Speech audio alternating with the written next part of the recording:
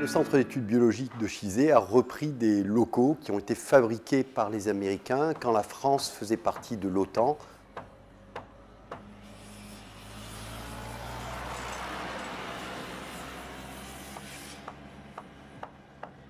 Le camp américain a été construit dans les années 50, je crois 52, et il a été occupé pendant 15 années par des troupes américaines.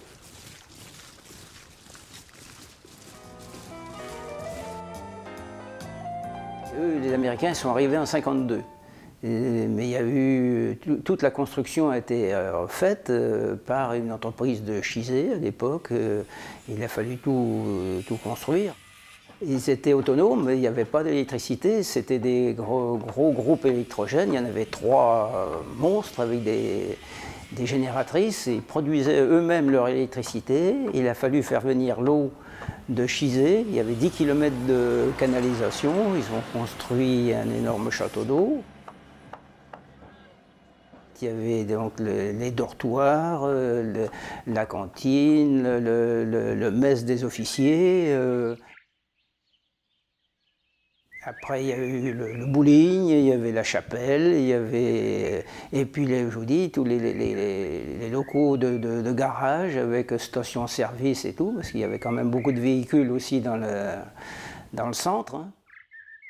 L'idée du Sébas à l'époque, c'était de récupérer une forêt qui avait été enclose par les soldats américains après la Deuxième Guerre mondiale pour faire un dépôt de munitions. Tous les 100 mètres à peu près, ils avaient mis un dépôt de munitions et les arbres servaient d'écran. Et donc il y avait le camp militaire à l'entrée et puis des routes avec des dépôts de munitions un peu de partout.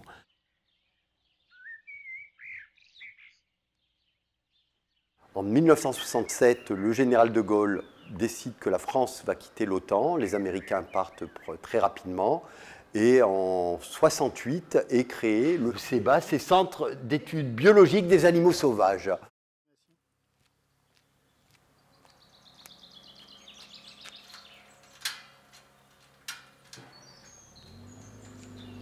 À la création du labo en 1968, le professeur Grasset, qui était à l'origine de la création, a dit que ce qu'il cherchait, c'est de nouveaux concepts pour expliquer l'adaptation des animaux à leur environnement.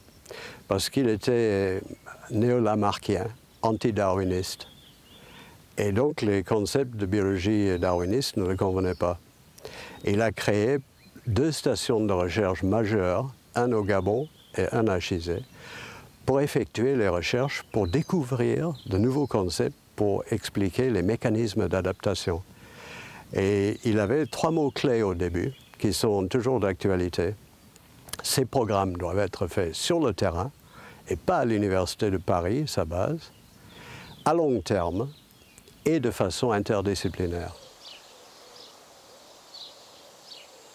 Donc il a été créé par un professeur de médecine, le professeur René Canivin, qui était professeur à l'université de médecine de Bordeaux et qui était spécialisé en endocrinologie, donc tout ce qui était processus hormonaux, de régulation hormonale. Et ça c'est important parce que ici, dans ce local, on se trouve dans, je dirais, l'héritage un peu historique du Centre d'études biologiques de Chizé, c'est-à-dire le laboratoire d'analyse biologique et en particulier spécialisé dans le dosage d'hormones qui apparaît au laboratoire dès sa création, donc en 1968.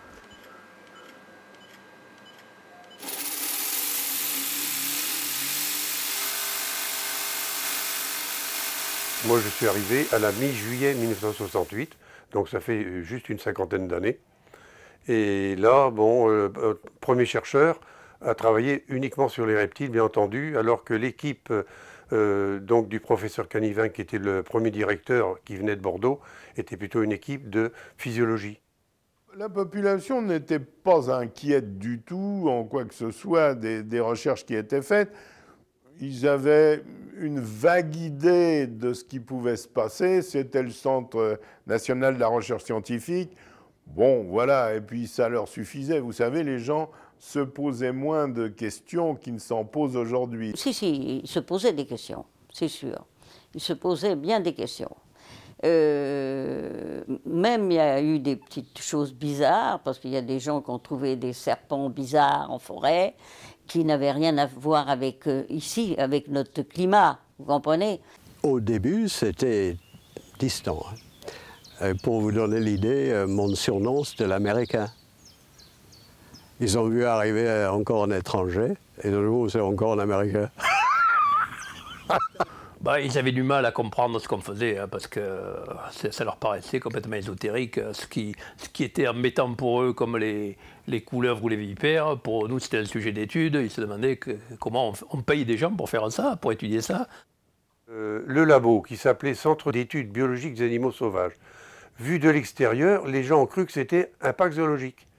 Donc, ils voulaient tous venir visiter les animaux, et on était tout le temps embêtés parce qu'on était obligés d'accepter certaines visites qui nous étaient envoyées par des notables du coin. Donc, on était obligés de faire ces visites, et nous, ça nous prenait de notre temps. En plus, les animaux étaient dans des conditions expérimentales qui n'étaient pas idéales pour le public, et le public perturbait aussi l'expérimentation.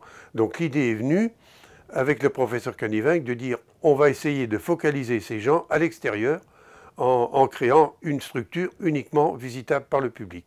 D'où l'idée donc de la création du Zoorama européen de Chizé. Guy Nolot a joué un rôle très important dans la création du Zoorama.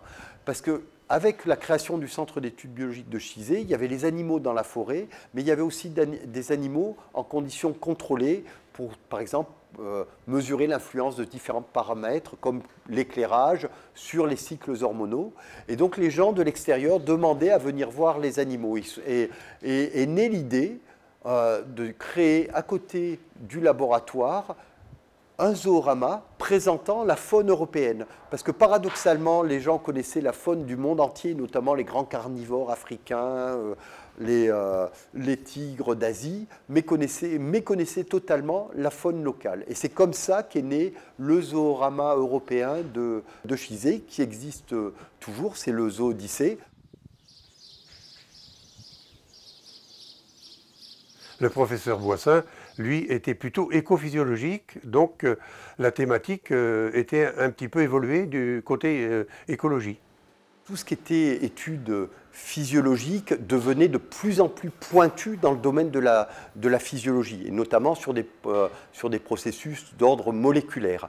Et les équipements qui étaient disponibles à Chizé ne permettaient plus d'aller approfondir suffisamment loin ces questions. Et donc, à la fin de la direction de Jean Boissin, il a été pris la décision que pour poursuivre ces activités de recherche très pointues en physiologie animale, il fallait effectuer ces travaux dans d'autres structures de recherche du CNRS. Et donc, de nombreux chercheurs ont quitté le CEBC, et à la fin, en 1985, ne restait au Centre d'études biologiques de Chizé que 4 chercheurs qui avaient des approches plutôt à l'interface entre physiologie et écologie. Et un nouveau directeur est arrivé.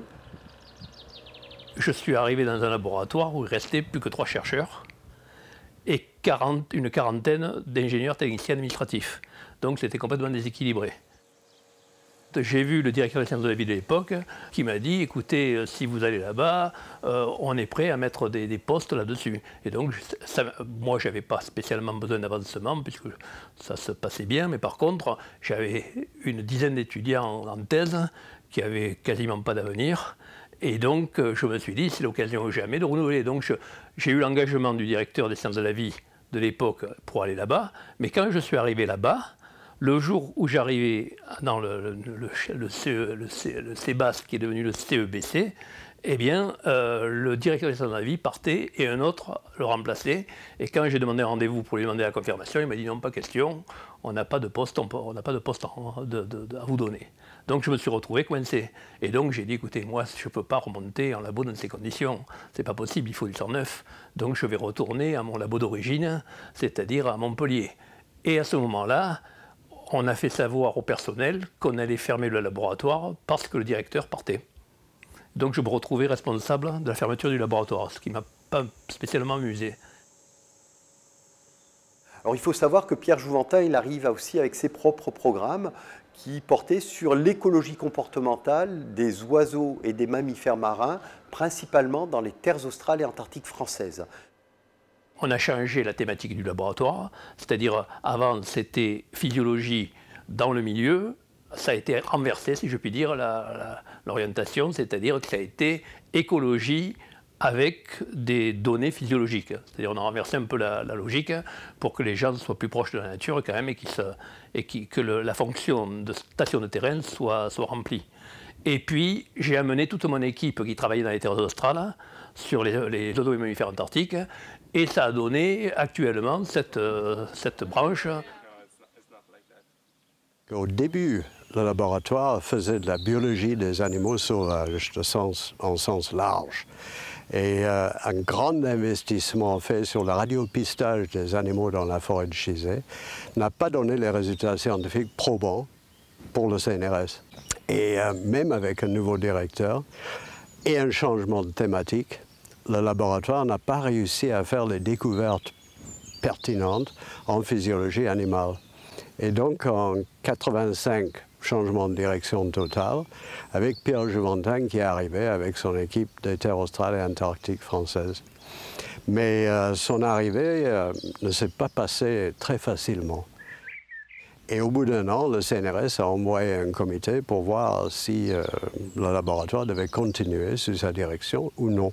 Et c'était la question explicite qui nous avait été posée. Le soir, avec le président du comité qui m'a dit ben, vous voyez ça avec un œil extérieur, est-ce que vous fermeriez le laboratoire? Et j'ai dit en fait, c'est pas compliqué. Si vous pouvez mettre le personnel ailleurs en France, où ils peuvent avoir des carrières formidables, créatives, vous pouvez le fermer.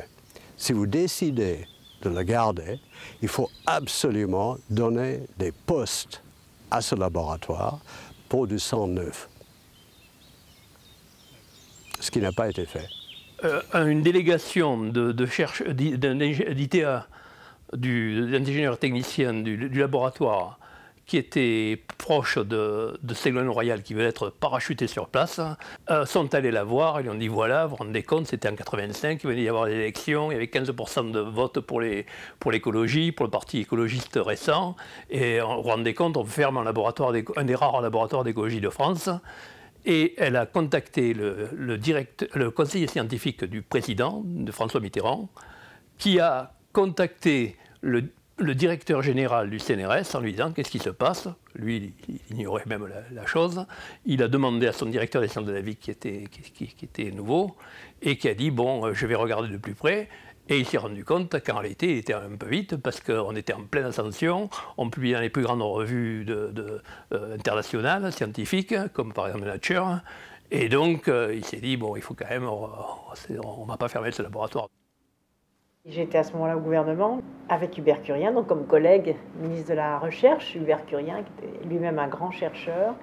Et j'avais réussi à le convaincre à venir sur place pour voir ce centre et d'obtenir de lui le maintien et même l'expansion, finalement le développement de ce centre. Et M. Jouventin était vraiment aussi un dirigeant exceptionnel. C'était lui qui s'était bien battu, qui avait bien argumenté avec ses équipes. Et c'est là aussi le hasard était quand même extraordinaire qu'il a développé donc la recherche sur les pôles.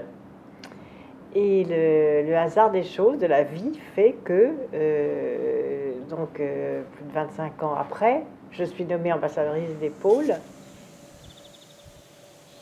Et puis le fait que le laboratoire puisse fermer a fait prendre conscience aux collectivités territoriales, en particulier le Conseil général à l'époque, qu'il n'y avait qu'un seul laboratoire de recherche dans le département, sur le site de Chizé, et le président du Conseil général de l'époque est venu voir Pierre Jouventin en disant « mais qu'est-ce qu'on peut faire pour vous aider ?» Monsieur Jouventin voyait que les crédits allaient en diminuant, se voyait véritablement sous la contrainte, un certain nombre de mesures budgétaires n'étant plus appliquées. Alors, lorsque nous sommes entrés en relation, il m'a demandé si le département des Deux-Sèvres pouvait intervenir. Alors à l'époque, j'étais président du département et j'ai été tout à fait passionné par la recherche scientifique qui se déroulait à Chizé et nous avons entrepris un certain nombre d'actions. Monsieur Raffarin, qui n'avait pas été invité, est venu à La Réunion, puisqu'il était président de la région à l'époque, et il m'a pris en aparté après la réunion publique. Et il a dit, puisque le ministère de l'Environnement vous soutiendra, je suivrai. Et en fait, M. Raffarin et ses personnels à la région ont connecté le laboratoire aux finances de la région d'une façon qui nous a permis de changer de vitesse. Le plus évident, c'était un contrat de plan État-région centré sur la biodiversité en zone humide. Mais beaucoup plus important que ça à long terme, c'était les bourses de thèse et des soutiens pour les réunions internationales au laboratoire. Et c'était à l'ouverture d'une de ces conférences qu'on m'a dit « Monsieur, il y a un gendarme qui veut vous voir ». Je suis sorti. Il a dit « Dites à vos conférenciers de ne pas sortir dans la forêt ». J'ai dit « Pourquoi ?» Il m'a dit « Parce qu'il y a un lion ». Et c'était le début de l'histoire du puma de Chizé. Ah, le puma de Chizé. Alors ça a été une histoire, oui. Alors, puis on a eu un préfet qui était... c'est pas un parapluie qu'il a ouvert, c'était une super grande ombrelle. Oui, alors ce puma de la forêt de Chizé, personne, enfin nous on n'y a jamais cru, bien entendu. Puis c'est une rumeur, mais qui a empoisonné le monde pendant, je ne sais plus, un an ou même plus d'un an, 1 an et demi. En fait, ce qui s'est passé, c'est que les chasseurs, un matin, ont vu passer un fauve dans la forêt. Et ils ont alerté la gendarmerie. Et donc, il y a eu toute une recherche de cette fauve qui n'a pas été trouvée. Et on m'a demandé de trouver un spécialiste de grands mammifères pour venir tester la vérité de l'histoire. Et donc, j'ai trouvé Roddy McBride à Dallas, qui était un grand homme de capture de fauves.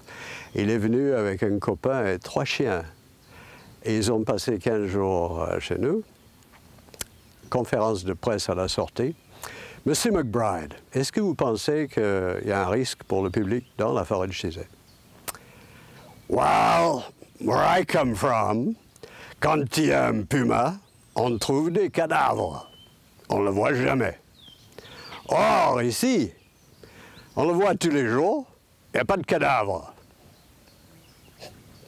Et la fermeture de la forêt était enlevée le lendemain.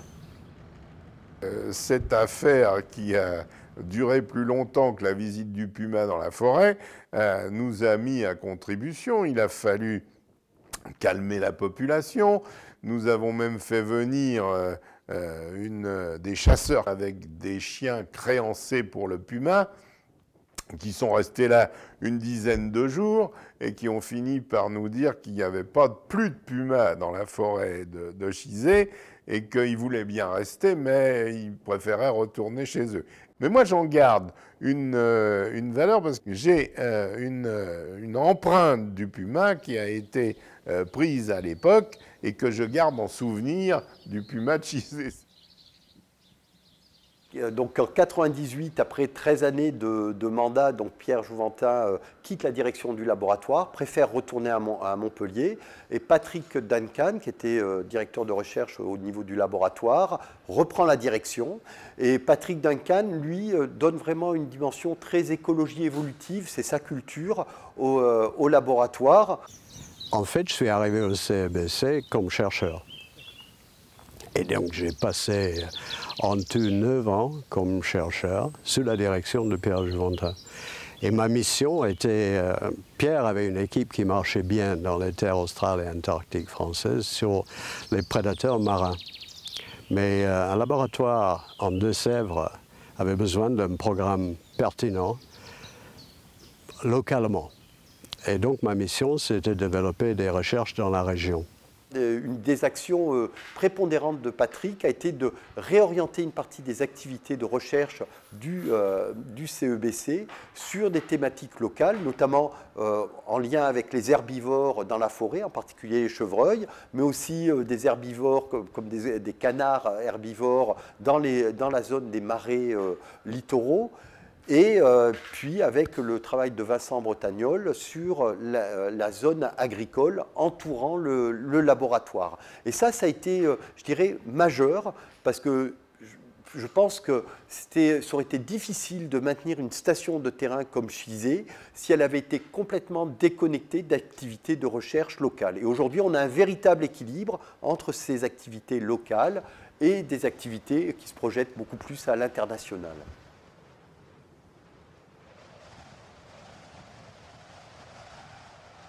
En août 99, première tempête, on perd plusieurs arbres tombent, dont certains sur les toitures du laboratoire. Bon, on remet tant bien que mal les toitures du laboratoire en état. Et 6 mois plus tard, la grosse tempête de décembre 99, et on perd pratiquement la moitié des toitures du laboratoire. Donc les dégâts étaient énormes. Par exemple, la salle de conférence, il n'y avait plus du tout de toiture.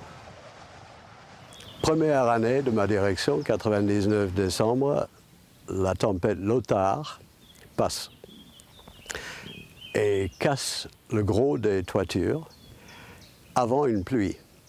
La salle de conférence était ruinée. Et donc, on s'est réunis avec les collègues et j'ai dit, en fait, on a 2 options. On rafistole comme on a toujours fait, où on dit au CNRS qu'on a une belle opportunité de moderniser ce laboratoire. Qu'est-ce qu'on fait? Et ensemble, on a décidé de faire une belle aventure avec le CNRS. Et ce qui nous a changé la donne, c'est un coup de téléphone à Bernard Delay, qui était directeur des domaines écologie dans les sciences de la vie du CNRS. Et j'ai exposé en 3 mots notre projet. Bernard a dit « j'arrive ». Il est venu avec le directeur des sciences de la vie, Pierre Gay, et ils ont écouté pendant 3 heures. Et je les ai ramenés au train à Niort, et ils ont dit « ça marche, allez-y ». Alors, suite au départ de Patrick, la succession est prise par Vincent Bretagnol, qui assure deux mandats consécutifs. Et Vincent a joué vraiment un rôle essentiel par rapport, je dirais, à la poursuite de cet ancrage local du laboratoire, en développant un très gros programme de recherche autour de ce qui est agriculture et biodiversité.